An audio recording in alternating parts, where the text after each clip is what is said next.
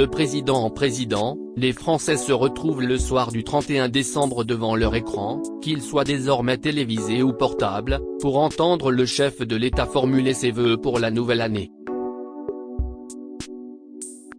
Les présidents de la Ve République ont tous souhaité moderniser l'exercice, en différé ou en direct, discours longs ou très brefs, changeant de décor, parfois de ville, debout assis.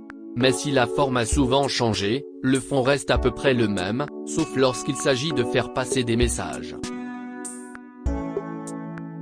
De Charles de Gaulle à Emmanuel Macron, voici 6 moments qui ont marqué les Français.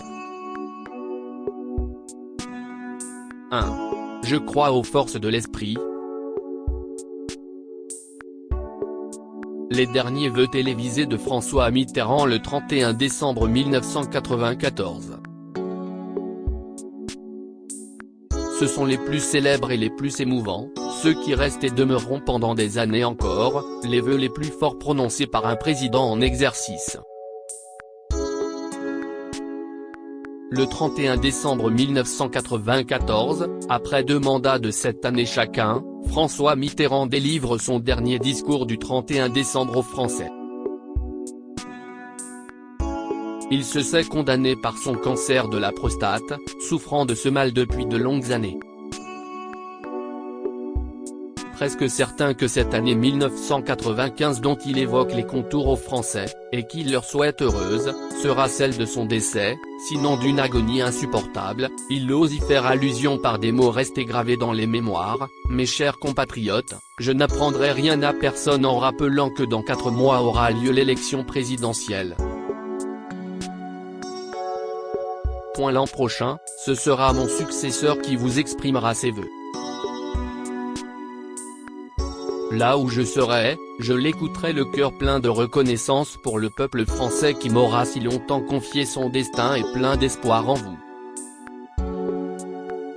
Je crois aux forces de l'esprit et je ne vous quitterai pas. Bonne année et longue vie. François Mitterrand meurt le 8 janvier 1996.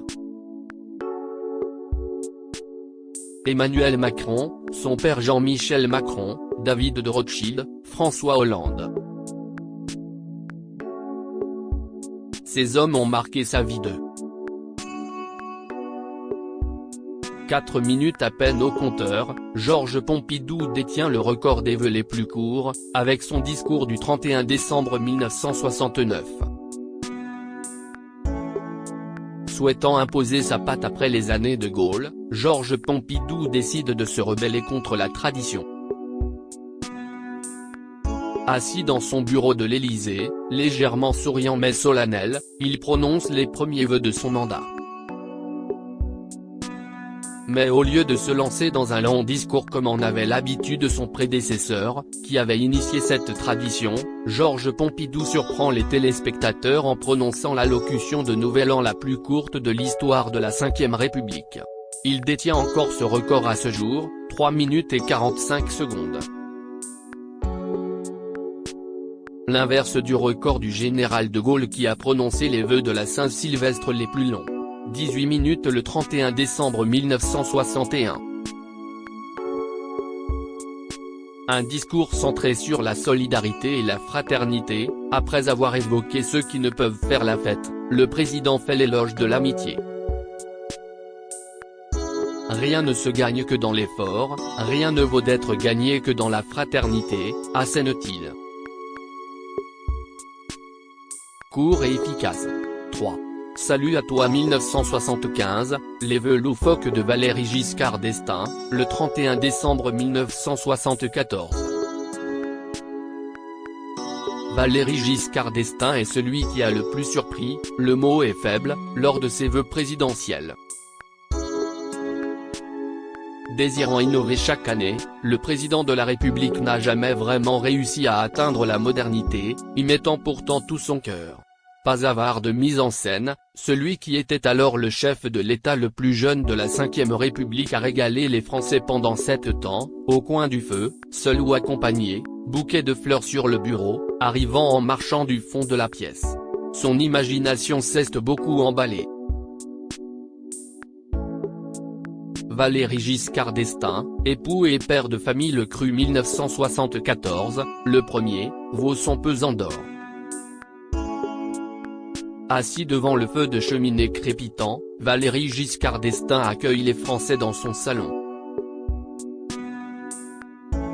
Dans un discours loufoque de 11 minutes, il aborde de multiples sujets tout en promettant de ne pas être ennuyeux, et tente la poésie lorsqu'il revient sur l'année 1974, celle de son élection, et pourtant si est une année qui aura connu des arbres et des fleurs, une année où des êtres se seront rencontrés.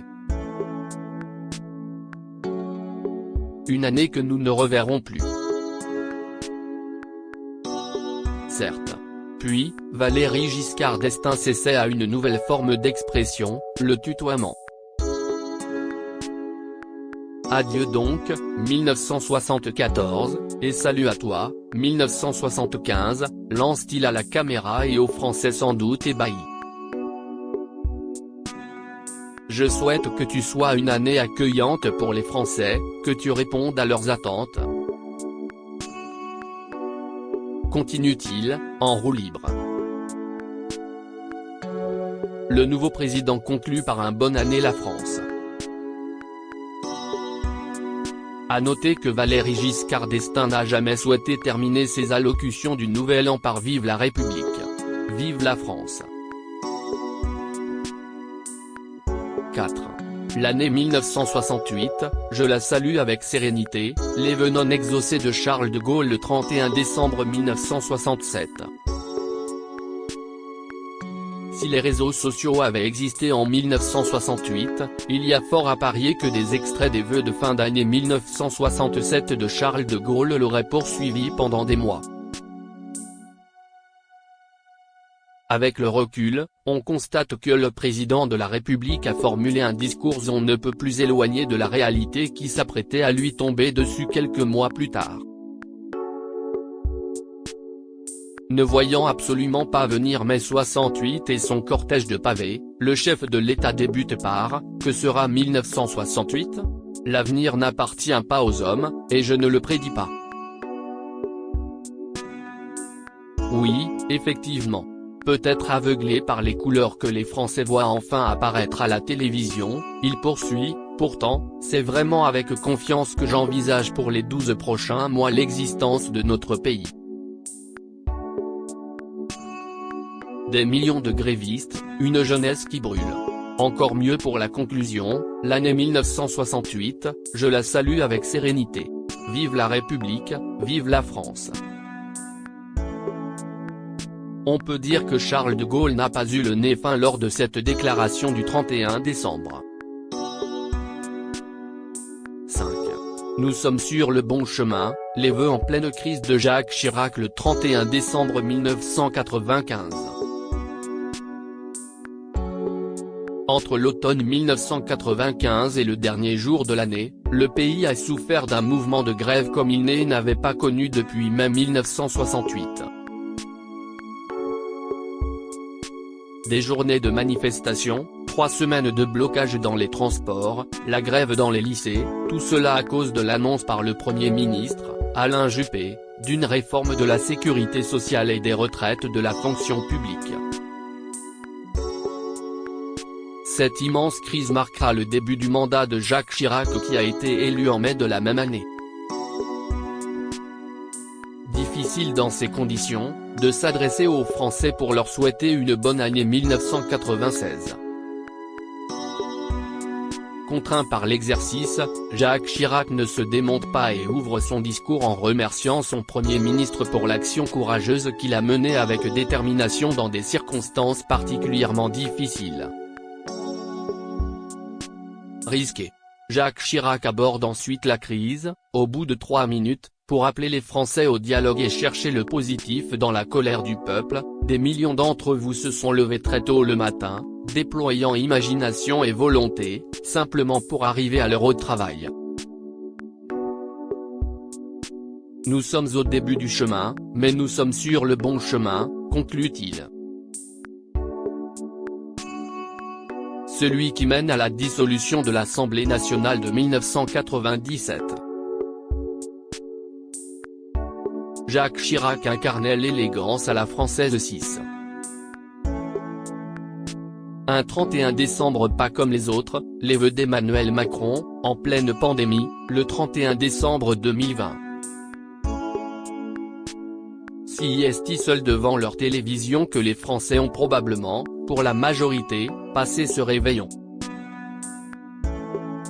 Après une année 2020 éreintante, avec confinement, port du masque, autorisation de sortie, loisirs inaccessibles, familles séparées, interdiction de se réunir, et surtout tant de morts déplorées dans presque chaque famille de près ou de loin, les Français n'ont pas le cœur à la fête et ne sont de toute façon pas autorisés à se réunir en masse. Emmanuel Macron, affaibli lui-même par le Covid, marche sur des œufs, en ce 31 décembre 2020, accusé d'avoir géré de façon plus ou moins ingénieuse la pandémie, et se sachant attendu au tournant par l'opposition et le personnel soignant en bout du rouleau.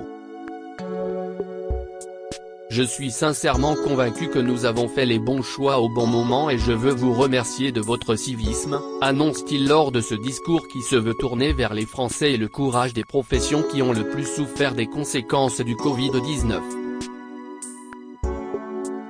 Le président de la République en profite pour tourner la crise en une opportunité de renaissance, et annonce une année 2021, pleine d'espoir. Oui, cette année 2020 ne se résume pas à l'épidémie même si celle-ci a changé nos vies, assène-t-il. Crédit photo, Elliott Blondet-Poul.